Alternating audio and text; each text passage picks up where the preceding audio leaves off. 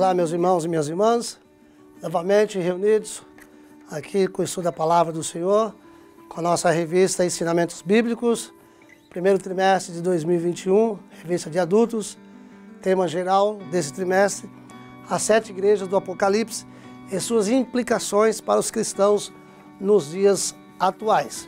Tivemos na primeira lição abordando o livro de Apocalipse, em nível de introdução, fizemos um apanhado geral, fazendo alguns destaques. Precisa entender que não precisa fazer muitos destaques, muitos apontamentos no livro de Apocalipse, porque o estudo não está concentrado no livro, na sua totalidade no livro, mas é um recorte nas 7 cartas, capítulo 2 e capítulo 3, falar especificamente as 7 igrejas do Apocalipse e as suas implicações para os cristãos atuais. Então nós iniciamos com a primeira lição, falando do livro de Apocalipse, fazendo esse apanhado geral. Hoje, a lição de número 2, felicidade no livro de Apocalipse. Nós vamos aqui, juntamente com a nossa irmã Cecília e com o nosso irmão Luiz Alves. Nesse dia estaremos, então, debatendo, discutindo, falando, fazendo algumas abordagens, alguns apontamentos. Essa felicidade, esse desejo, nos dias atuais, né? Esse desejo tão premente aí na vida das pessoas, felicidade, a tal felicidade, como encontrar a felicidade.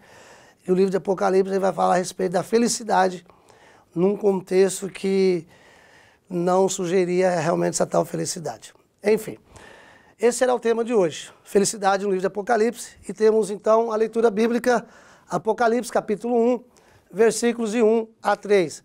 A versão que nós estamos usando para essa revista de estudo, Ensinamentos Bíblicos, é revista corrigida fiel, Almeida corrigida fiel. Diz assim um texto sagrado: revelação de Jesus Cristo, a qual Deus lhe deu para mostrar aos seus servos as coisas que brevemente devem acontecer, e pelo seu anjo as enviou e as notificou a João, seu servo, o qual testificou da palavra de Deus e do testemunho de Jesus Cristo e de tudo que tens visto. Bem-aventurado aquele que lê e os que ouvem as palavras desta profecia e guardam as coisas que nela estão escritas, porque o tempo está próximo. Então, o texto-chave dessa lição encontra-se no capítulo 1, versículo 3. Bem-aventurado, palavra grega, makarios, bem-aventurado, mais do que feliz, aquele que lê, os que ouvem as palavras dessa profecia e guardam as coisas que nela estão escritas, porque o tempo está escrito. A reflexão, ou para refletir, a frase é a seguinte: na perspectiva do livro de Apocalipse, felizes são os que leem, e os que ouvem e os que guardam as coisas nelas escritas, especificamente o que está registrado no livro de Apocalipse. Então, como nós estudamos na última lição, o contexto é de perseguição, o contexto é de luta, o contexto é de martírio, e aí o Senhor vai usar o apóstolo João para falar dessa bendita felicidade. Explica um pouco para nós, irmã Cecília, essa tal felicidade na perspectiva do livro de Apocalipse. A paz do Senhor, olá. Essa tal felicidade é uma felicidade que só se encontra em quem conhece a Cristo. É uma felicidade incomum, sobrenatural, eu diria. Na verdade, o livro do Apocalipse é um livro que podemos ver da perspectiva do sobrenatural, visto que ele é uma revelação do próprio Deus, um testemunho do próprio Deus para os cristãos. E, como o irmão disse, o pano de fundo do livro do Apocalipse se deu em uma imensa perseguição, né? Na lição passada já foi falado das perseguições, não é isso, Newton? E essa perseguição aqui, exclusivamente onde o apóstolo João recebeu a revelação do livro do Apocalipse, foi a perseguição do imperador Domiciano. Imperador Domiciano era filho do Vespasiano.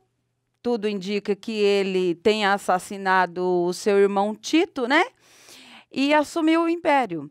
Só que, veja, até Domiciano fazia-se o culto ao Estado, certo, irmão Newton? O culto ao Estado. A partir de Domiciano, o que ele faz? Ele exige que o culto seja feito a si próprio. Ou seja, os imperadores eles eram deificados após a morte. Quando Domiciano assume, ele vem com essa revelação, que inclusive evangelho, revelação, eram termos de cunho político, né? O qual o cristianismo se apropria desses termos de revelação, apocalipse, e começa a usar esses termos. Domiciano agora, ele como imperador, novo imperador, ele diz não, a partir de agora eu sou Deus, o Filho de Deus encarnado. Nós conhecemos a Jesus como Filho de Deus. Domiciano diz não, eu sou o Filho de Deus encarnado. Essa é a grande revelação que ele traz para a comunidade. E ele exige que seja feito agora o culto ao Estado e o culto ao próprio Domiciano, que se coloca como Deus. Obviamente, os cristãos não aceitam, né? E aí, o que acontece? Irrompe a perseguição. Ninguém pode dizer que Jesus é o Senhor e dizer que César é o Senhor. Jesus é o Senhor de tudo, não só o Senhor do meu coração, o Senhor da minha vida, mas Jesus, ele é o Senhor de toda a criação, ele é o Senhor do cosmo. E Domiciano, ele não aceita isso. Até por quê? Porque no Império Romano, até aquela data, qualquer pessoa podia exercer a religião que bem quisesse, que bem entendesse. A partir dali, o que acontece? Irmão Newton, conforme o império começa a crescer muito, eles querem deter o controle. Que é próprio do... O controle. É próprio de quem tem o poder, né? Exatamente. É próprio como é que nós podemos dizer? É próprio dos imperadores, né? De querer dominar, de querer controlar. Até então, tudo bem, eles falam, agora não, agora eu vou controlar. E qual a melhor maneira de fazer isso? A melhor maneira de fazer isso é criando uma só religião, e no caso, Deus seria o imperador. Os cristãos dizem não.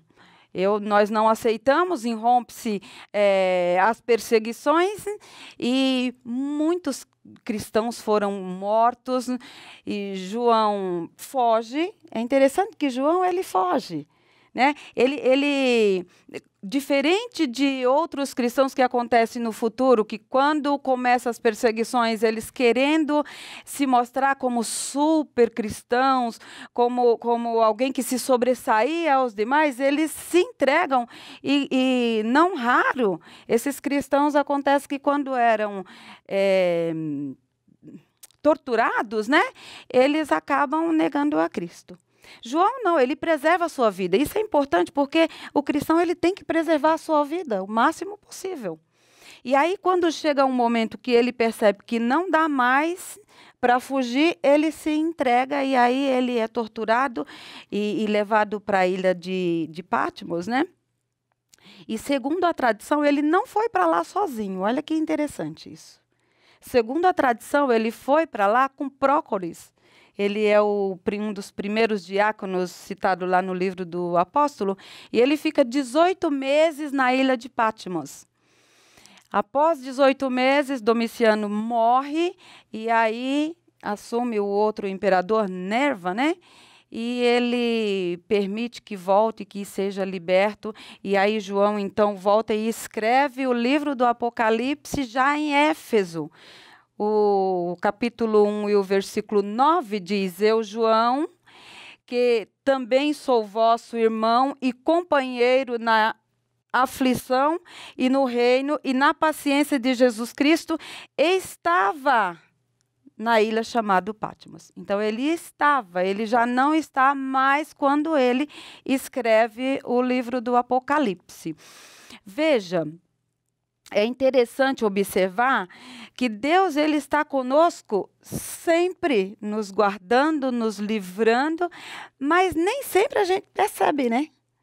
Mas nesse caso aqui é perceptível, porque quando alguém era jogado numa ilha dessa e era exilado, ele era esquecido e lá morria. No caso de João, não. Ele é solto, ele é liberto para voltar e escrever o livro. E aí eles acham que ele foi colocado lá para o bem. De fato foi, né? Deus agindo claramente, Deus agindo no livramento em meio às perseguições. Ou então nós podemos entender que se, no caso, você coloca que Deus agiu, mas vamos partir do pressuposto que Deus não atuou nessa situação, mas Deus ele faz uso da circunstância, Deus faz uso dos meios para atingir os seus objetivos. Porque, como você está bem destacado a respeito da perseguição, diz a história que foram os períodos mais tristes da história do cristianismo, a perseguição. E o período que João se encontra é o período o imperador Domiciano, segundo os historiadores, foi um dos piores imperadores quanto à perseguição aos cristãos. A tortura era algo absurda. Nós comentamos na aula passada, diz os historiadores, ninguém sabe se é verdade, se é uma lenda, que João havia sido colocado dentro do caldeirão fervendo e por não ter morrido nesse caldeirão de óleo fervendo, foi colocado, lançado ou jogado, aprisionado na ilha de Pátimo, que era vista como uma colônia. Mas aí, irmã Cecília, e aí eu vou, nosso nobre colega aqui, o Luiz, dentro desse panorama que a nossa irmã Cecília coloca a respeito de perseguição, a lição vai falar de felicidade. E hoje nós vivemos uma busca desenfreada pela essa tal felicidade. No contexto que nós vivemos, nesse mundo que nós vivemos, essa tal felicidade, ela acontece justamente quando está tudo muito bem à nossa volta. Está tudo muito bem, nada de ruim está acontecendo, não está havendo problema, não está havendo enfermidade, contra os cristãos não há perseguição. Então, a pergunta que eu faço é essa. Essa lição ela vai nos trazer 3 verbos aqui fundamentais para achar essa tal felicidade, que é o ler, é o ouvir e guardar. É possível, Luiz? É possível, e não estou querendo me gabar diante de ninguém, mas eu vivo dessa forma. Né? E por que eu vivo dessa forma? Para quem me conhece pessoalmente, eu quero passar para os irmãos que eu sou uma pessoa extremamente feliz. Pode estar caindo o mundo, a tempestade lá fora, estou sempre feliz. E por que é essa felicidade? A própria lição, no tópico 2, já vem falando para nós, quando lá no 3º parágrafo, que vem falando da palavra hebraica, bem-aventurado, significa mais do que feliz, no finalzinho desse texto está dizendo lá o seguinte, que na palavra de Deus existe a fonte de vida. E o que é fonte de vida? Nada mais é aquele que criou todas as vidas. Então quem deu vida? Quem criou o ser humano? Quem criou os animais? A fonte de vida é o próprio Deus. Então é dentro dessa palavra que nós encontramos fonte de vida. E por estarmos apoiados sobre ela, é que essa felicidade se completa em nós. Por nós lermos, por nós ouvirmos e por nós praticarmos ela, por vivermos ela, por andarmos conforme ela nos mostra o caminho, a verdade e a vida, que o próprio Senhor Jesus Cristo diz, eu sou o caminho, a verdade e a vida. E é interessante também que nossa irmã estava comentando que João fugiu. E no primeiro momento dessa história, até parece interessante isso de fugir, mas não é, é o agir de Deus, porque o próprio João e Pedro, lá na primeira perseguição que eles sofreram, foi dos judeus. E quando eles se apresentaram diante dos homens, eles falaram assim, vocês estão livres, mas não pode falar mais de Jesus. Ele falou assim, julguem vocês, se é mais importante eu seguir vocês, o que vocês estão falando, ou seguir a Deus. Então eles continuaram, e o próprio João continuou nessa vida. E nós vamos ver que João era novo ali, logo depois da morte de Cristo, da ressurreição e da sua assunção ao céu. E logo depois também do Pentecoste. Porém, passado aí por volta de 60 anos, vem esse fato, João está diante de uma perseguição e logo depois dessa pequena perseguição ele é jogado na ilha de Patmos, onde ele recebe a revelação. Mas ele continua do mesmo jeito, pregando a palavra.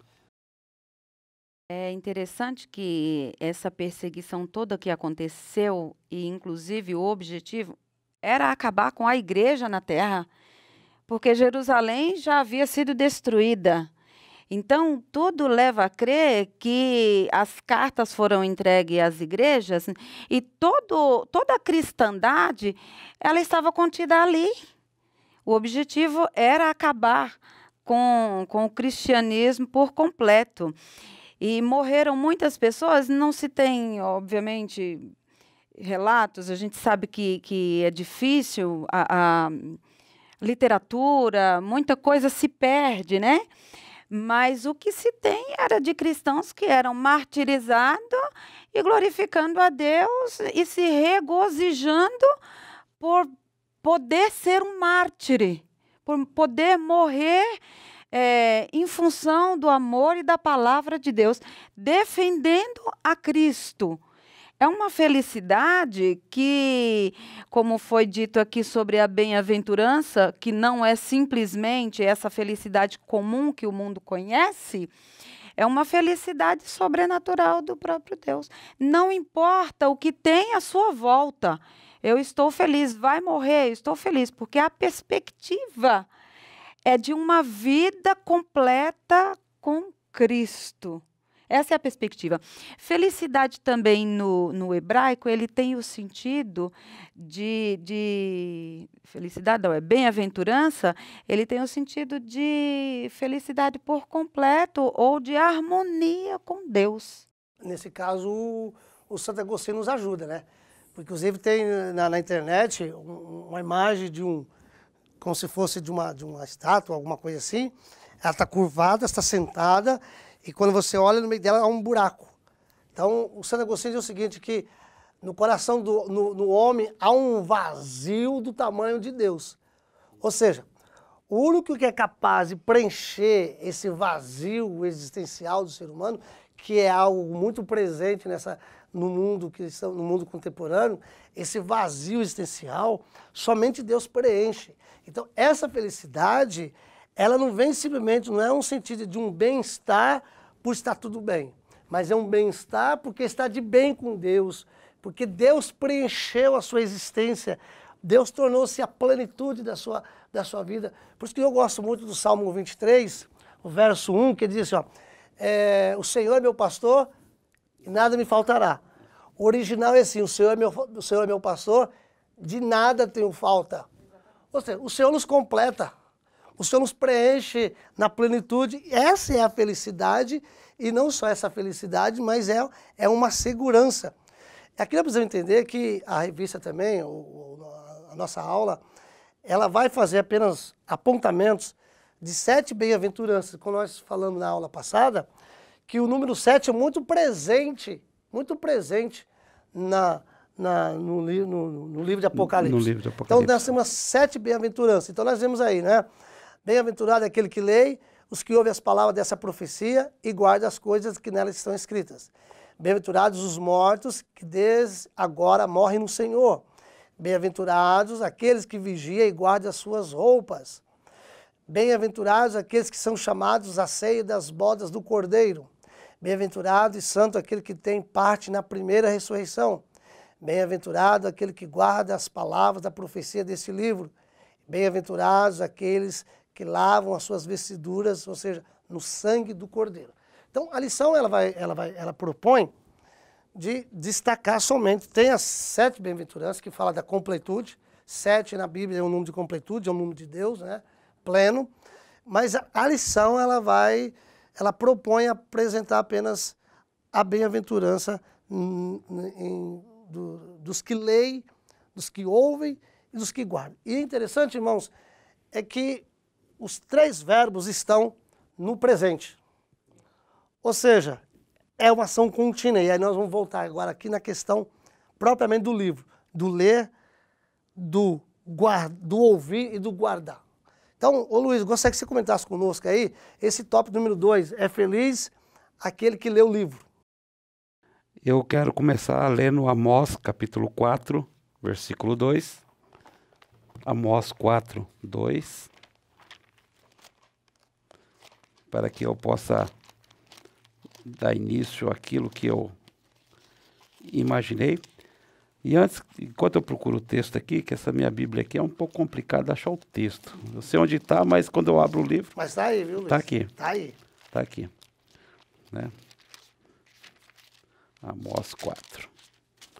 Eu quero só complementar, quando eu falo de alegria, felicidade, de gozo, eu faço sempre link com Gálatas 5:22.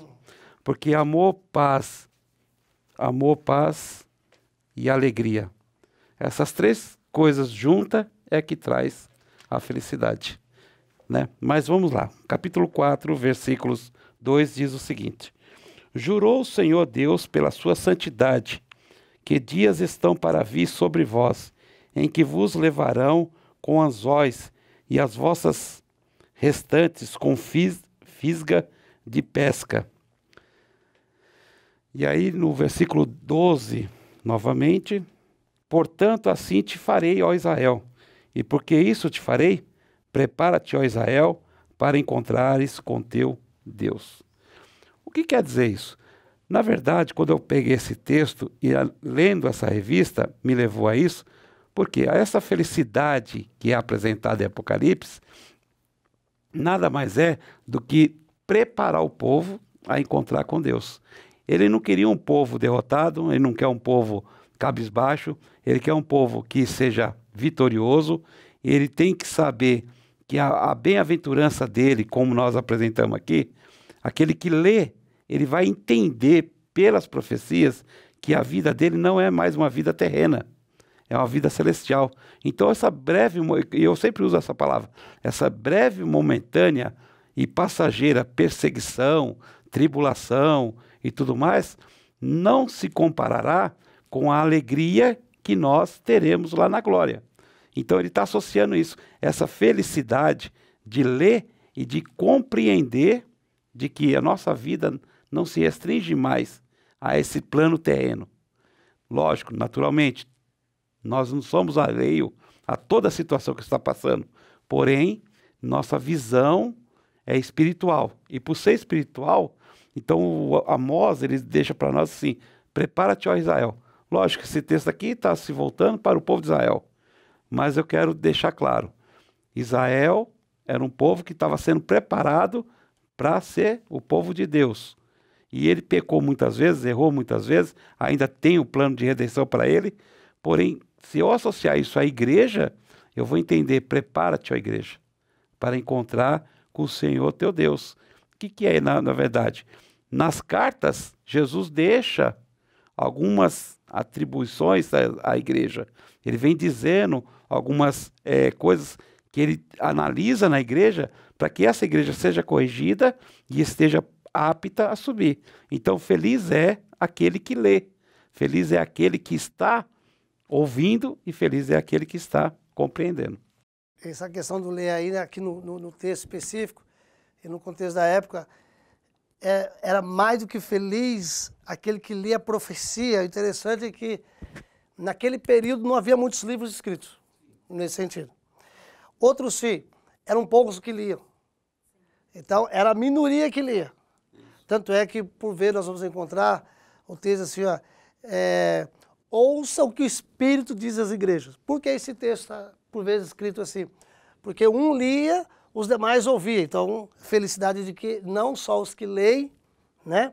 Porque tinha o privilégio de ter um livro, que era raro, não havia uma literatura assim farta na época, né? Então, havia poucas literaturas. E no caso aqui, e bem-aventurado de ouvir e guardar. Ouvir e guardar. Mas que profecia? E aí nós temos que tomar cuidado, né? Porque hoje essa profecia que é falada não é aquela profecia de predições de futuro. O livro de Apocalipse vai deixar claro que essa profecia se refere única e exclusivamente no livro. aqui é interessante nós pensarmos pelo seguinte. Por que é feliz o que lê, o que ouve, o que guarda? Porque o livro de Apocalipse, ele tem a proposta de trazer esperança para quem sofre.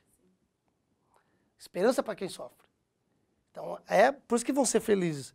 Porque Deus tem alguma coisa para falar para nós. Deus tem uma mensagem para nós. E nos dias de hoje não é diferente, não, Cecília? Não, não é diferente. É interessante aqui no primeiro versículo do capítulo 1, tem algo que eu anotei aqui, porque eu achei interessante. Diz que o anjo, ele enviou, o anjo entrega a revelação para João e ele notifica. Esse notificar aqui, irmão Newton, no grego, ele significa muito mais do que o que nós entendemos no português. Esse notificar aqui significa ensinar por símbolos. Então, Deus teve o cuidado de mandar a mensagem, de mandar a revelação e de ensinar para que João passasse isso à frente e essas pessoas que teriam a responsabilidade, no caso o anjo da igreja, né, de ensinar para as outras pessoas. Era uma responsabilidade. E assim, além de não ter muitas literaturas, era muito caro. Quando se encontrava era muito caro, então não tinha-se condições de ter aquele conteúdo. Hoje a gente vê aí uma farta literatura, né? Todo mundo tem Bíblia, doa-se Bíblia, mas naquela época não. Então, quem queria ouvir, quem se interessava pela mensagem, tinha que ir até a congregação e ouvir de lá. Para isso, teria que ter alguém lá falando em alta voz. Detalhe, seria em alta voz e explicando de forma a que eles de fato entendessem. Agora, essa tradição do ler, ela já vem do Antigo Testamento, essa tradição. Veja que aqui Deus está se revelando, trazendo uma revelação agora não para os judeus especificamente, mas para os gentios. E essa tradição, quando Paulo atravessa a fronteira, ele já vem com essa tradição. Ele diz lá para Timóteo, não me lembro o versículo, acho que eu anotei aqui em algum campo, ó. Ele diz assim para Timóteo, Timóteo está em Éfeso, era bispo da igreja de Éfeso, e aí o apóstolo Paulo escreve, diz assim, olha, até a minha chegada, dedique-se à leitura pública da Escritura, à exortação e ao ensino.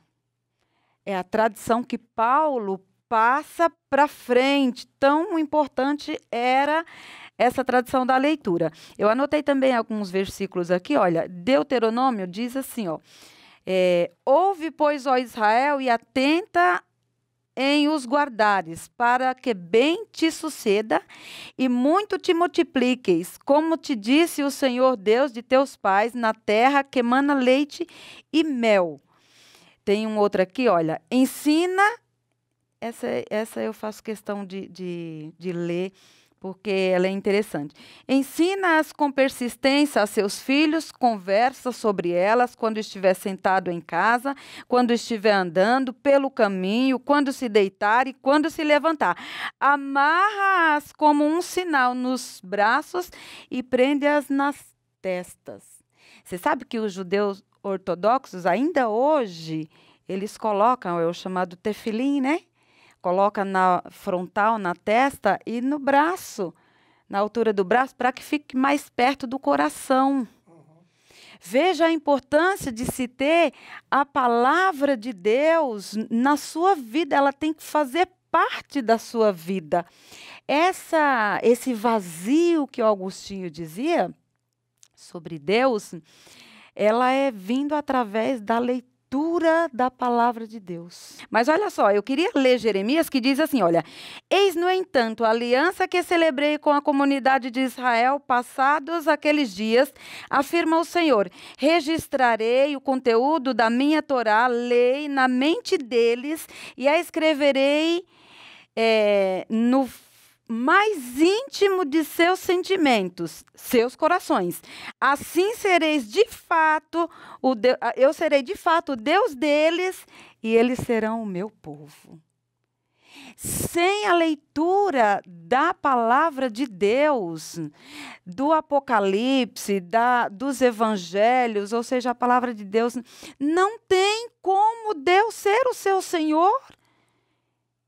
E como você ser o servo de Deus. Ser conhecido, né? Não tem. É a forma que Deus encontrou, criou para se estabelecer o relacionamento com Ele.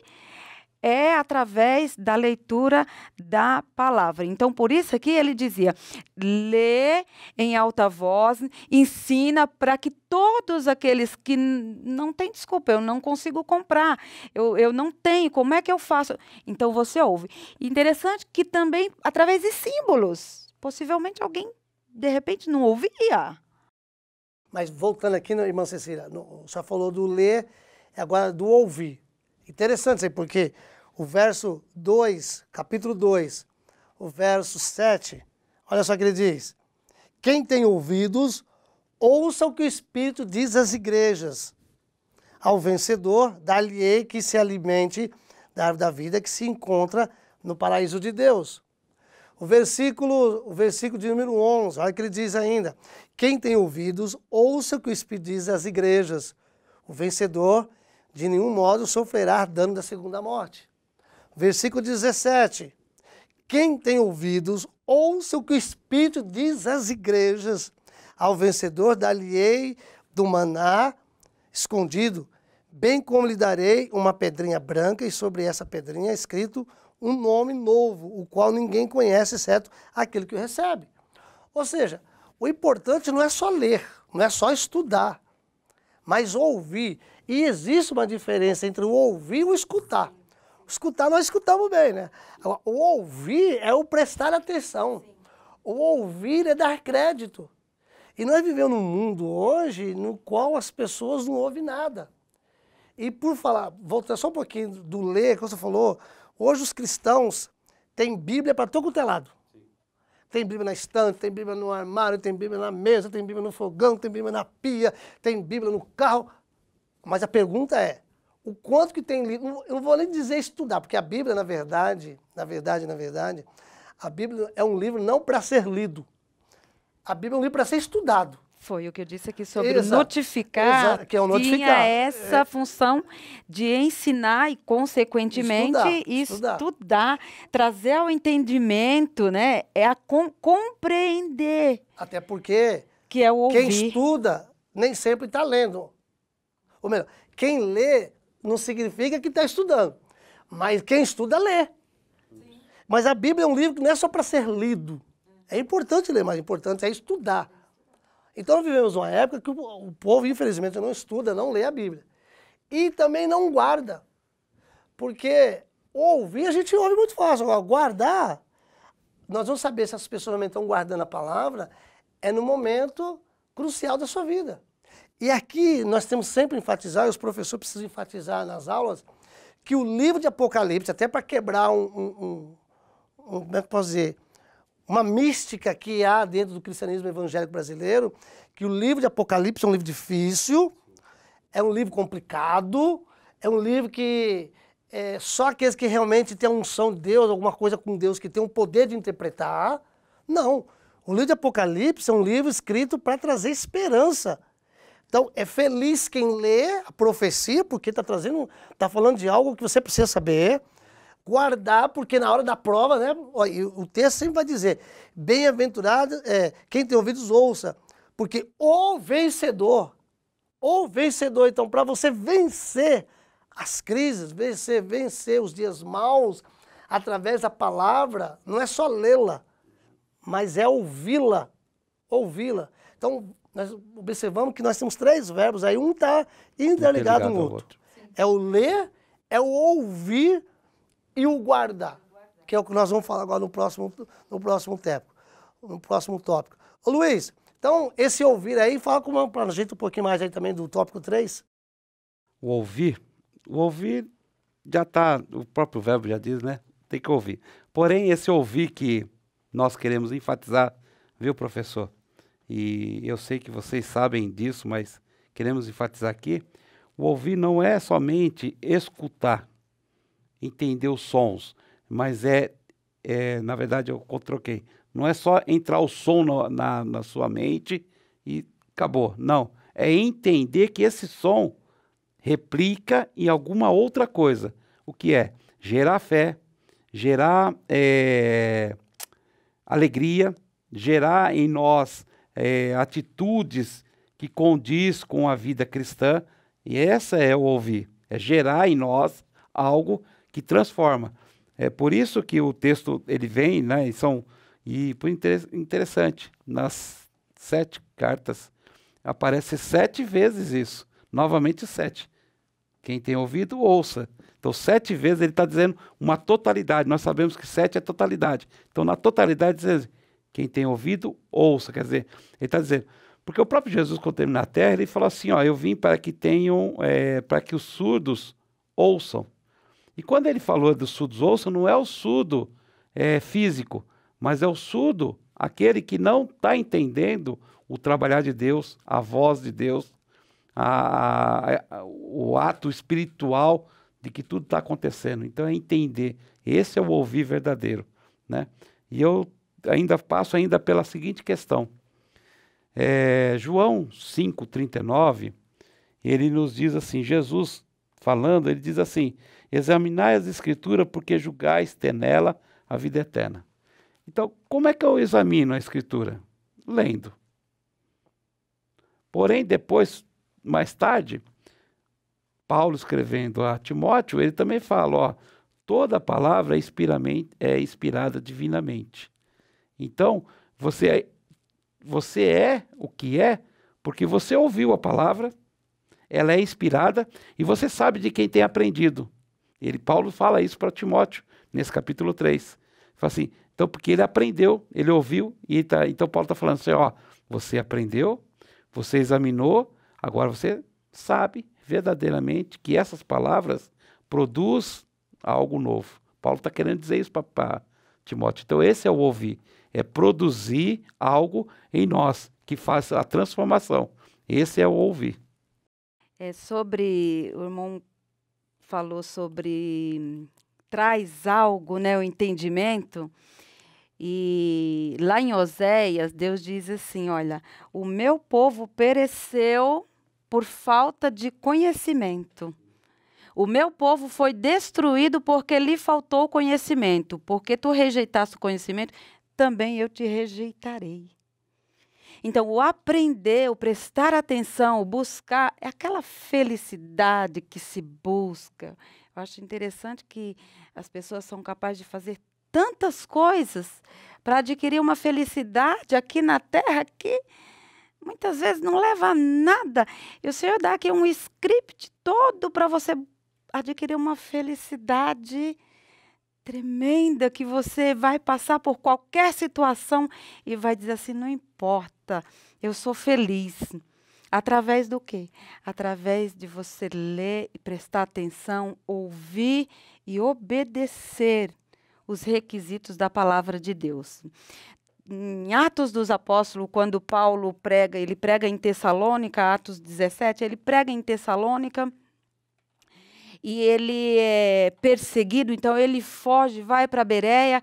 Quando ele chega em Bereia, ele começa a pregar e diz, Atos 17:11, diz assim, ora, estes foram mais nobres do que os que estavam em Tessalônica, porque de bom grado receberam a palavra e examinando cada dia nas Escrituras se essas coisas aconteciam mesmo dessa forma.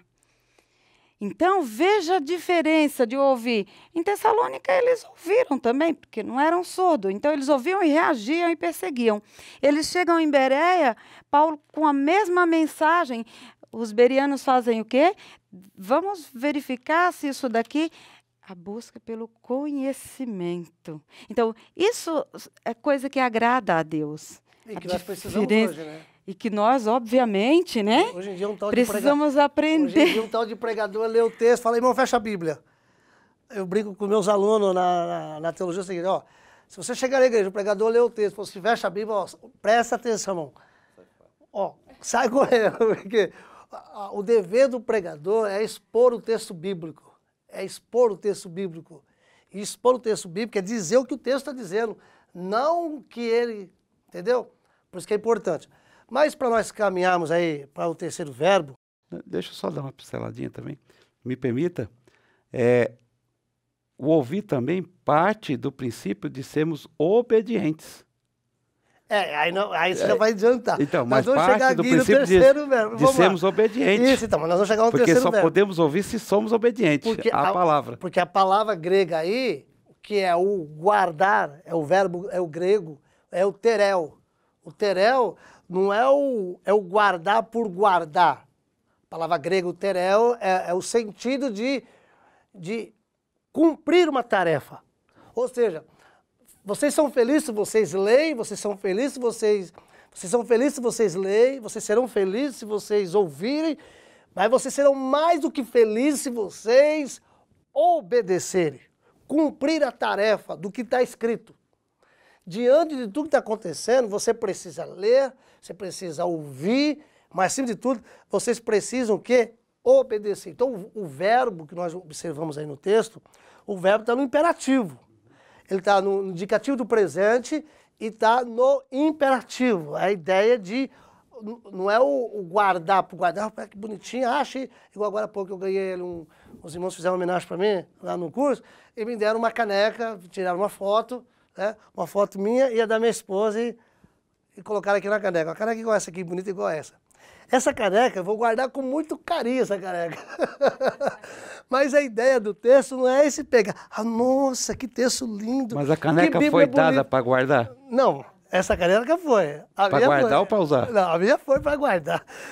Por exemplo, nossa, que Bíblia bonita. Vou guardar essa Bíblia bem guardadinha. Essa não é a ideia do texto, guardar, o verbo terel. Você leu? Leu. Você prestou atenção? Você ouviu o texto? Então agora pratica. Obedeça. Essa é a ideia de que João está dizendo em Apocalipse. Felizes os que leem, felizes os que ouvem, mais do que felizes são os que obedecem. Tá?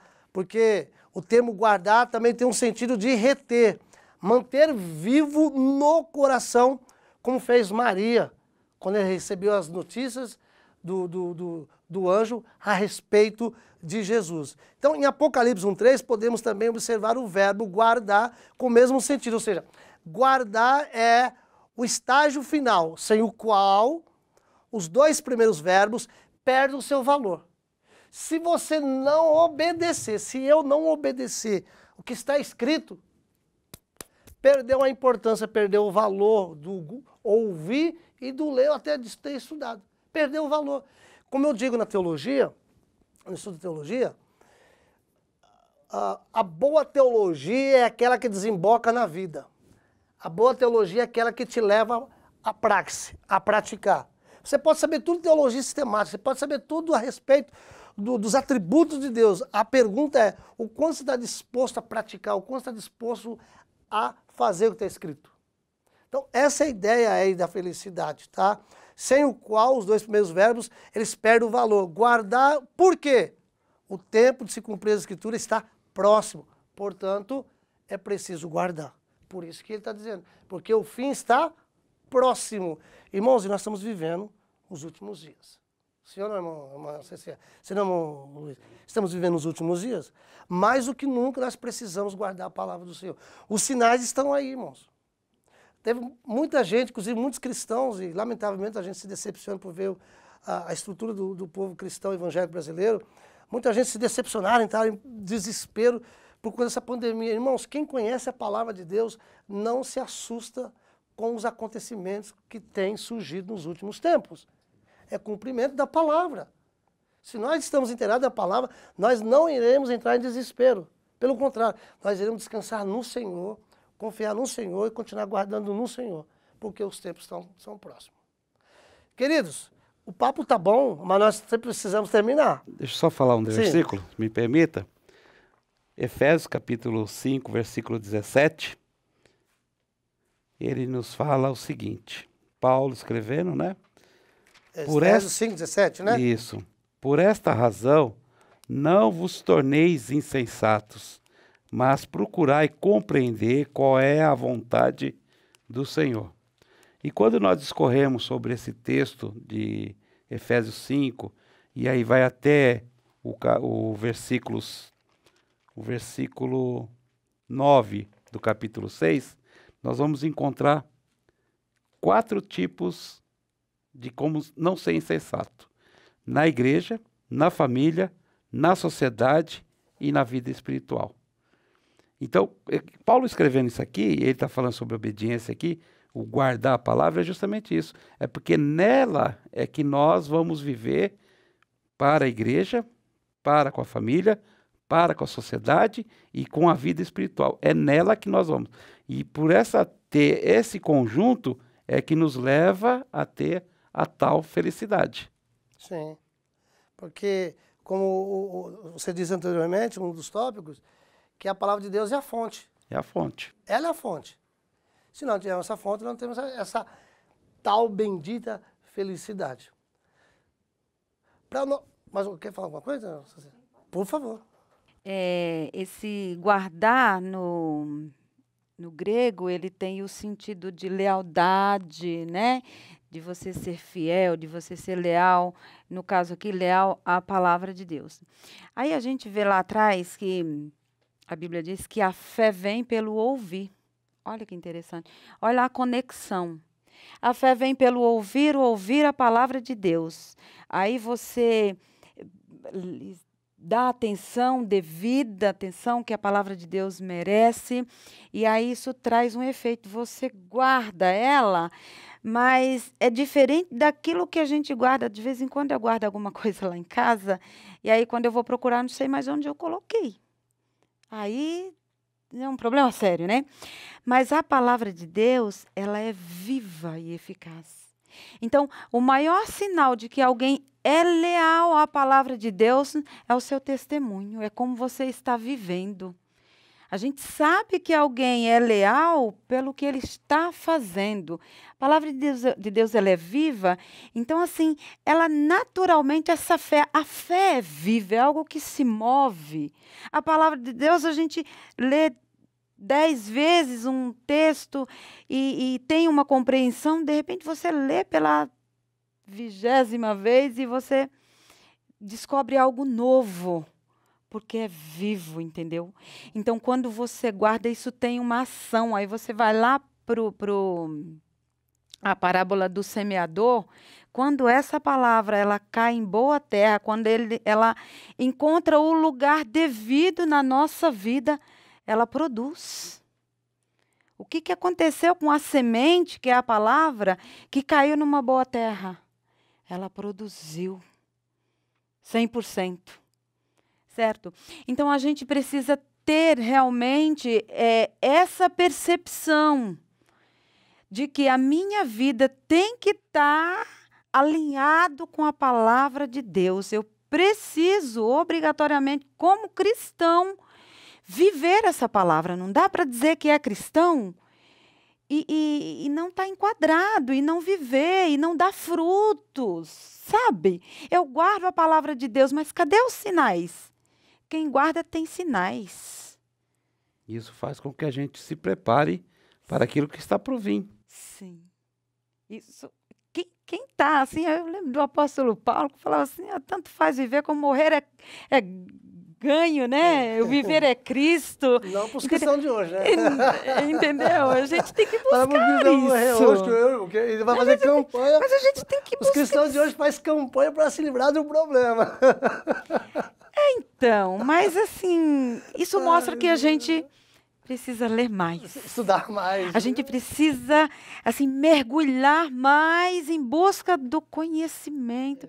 Isso, eu fico imaginando, irmão Newton, irmão Luiz, o apóstolo Paulo chegando assim com um rolo, um pergaminho, entregando, falando isso daqui é um testamento. Mas que testamento que é esse? É um testamento que Deus entregou. Sabe? E aí você, às vezes a gente recebe uma palavra boa, uma notícia boa, um testamento, aí você vai lá, agora, olha, ninguém coloca a mão. Aí Paulo chega assim, o apóstolo Paulo, 18 meses lá, não ficou 18 meses dentro da caverna, tá? Vamos lembrar disso. Ele ficou na ilha, fora, e ele ia na caverna para orar, para buscar a Deus. Eu estive lá dentro dessa caverna. E aí, o que acontece? Depois de tudo, ele vem e ele diz assim, olha, estou com um testamento aqui, desculpa eu fazer da revista, o testamento que Deus enviou para Jesus, e Jesus ao anjo, e ele me entregou, e ele me disse qual a forma que eu preciso passar para vocês, e vocês devem passar isso à frente. Sabe, é muito interessante. Então, a gente precisa pensar e procurar dar mais valor. Não é porque hoje nós temos uma gama enorme de exemplares que ela perdeu o valor. Ela não perdeu e jamais vai perder o valor. E a gente precisa cada vez mais acreditar isso, enfatizar isso para os nossos alunos, para os nossos filhos, para os membros da igreja, para quem quer que seja. A palavra de Deus, ela tem valor e ela produz efeito em nossa vida. Eu gosto do Salmo 119, verso 27. Amo os teus mandamentos mais do que o ouro refinado. Precisamos ter esse amor pela palavra de Deus, como diz o salmista. Queridos, o papo tá bom, mas nós temos que terminar. E essa revista, irmãos, ela tem um diferencial. Não quer ser melhor do que nenhuma outra, pelo contrário, a proposta é poder contribuir da melhor maneira possível. Mas essa revista tem um diferencial das demais. Em todas as lições, nós teremos, no final do conteúdo, teremos uma aplicação do texto. É claro que eu não vou fazer isso aqui agora, porque nós já estamos encerrando a nossa participação aqui nesse dia. Mas no final do conteúdo, então nós temos aí, ó, tópico 5º, aplicação do texto.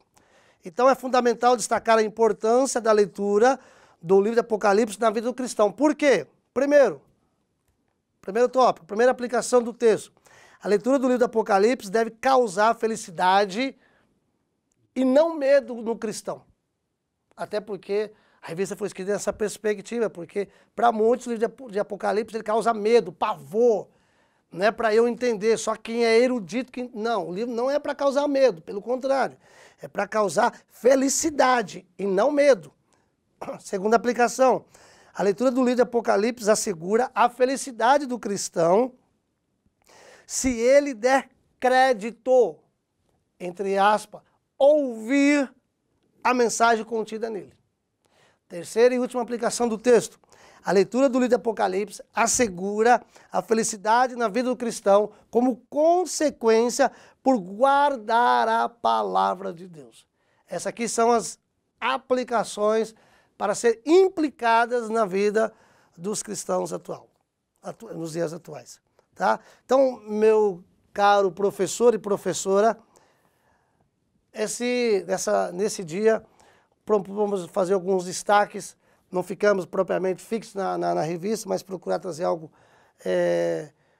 além da revista. Você já tem o conteúdo da revista, mas você precisa enfatizar a aplicação do texto na vida do aluno. Como eu sempre digo para os meus alunos na teologia e na escola dominical, o professor de escola dominical não deve se preocupar somente em transmitir conteúdo para o aluno. Ele preparou 30 slides de conteúdo, ele quer dar os 30. Não, você pode dar 10 slides. Mas aplicou o texto? Ótimo. Se você trouxe 30 slides e não fez uma aplicação, a sua aula só foi teoria. E o aluno não precisa só de teoria, ele precisa de praxis. Precisa trazer para a vida. A palavra de Deus só faz sentido se for aplicada na vida. Ok, meus amados irmãos e irmãs? Luiz, suas considerações finais. Irmã Cecília, suas considerações finais, porque o nosso tempo já foi. Sabe que o tempo urge. Tiago, capítulo 1, versículo 25. Mas aquele que considera atentamente na lei perfeita, lei da liberdade, e nela persevera, não sendo somente ouvinte negligente, mas operoso e praticante, este será bem-aventurado no que realizar. Então eu termino a minha participação aqui com esse versículo. Nós temos não somente que ler, não somente que ouvir, mas também praticar, obedecer o que contém as profecias deste livro. Tem uma frase do Henry Halley que eu gosto muito e eu destaquei ela aqui para trazer.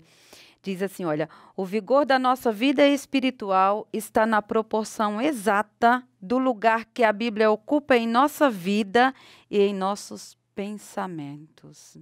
O lugar que a palavra de Deus, que a Bíblia, o vigor da nossa vida espiritual depende disso. Não dá para ser espiritual, não dá para ter esperança, não dá para ser aquele crente que você olha e fala assim, olha, eu queria ser, sem dar essa ênfase, essa importância.